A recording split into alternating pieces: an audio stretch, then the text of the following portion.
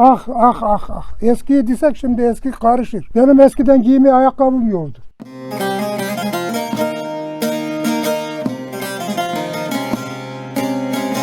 Yorganımız, yatağımız tüm yün olurdu. Hatta çalılardan biz yün toplardık.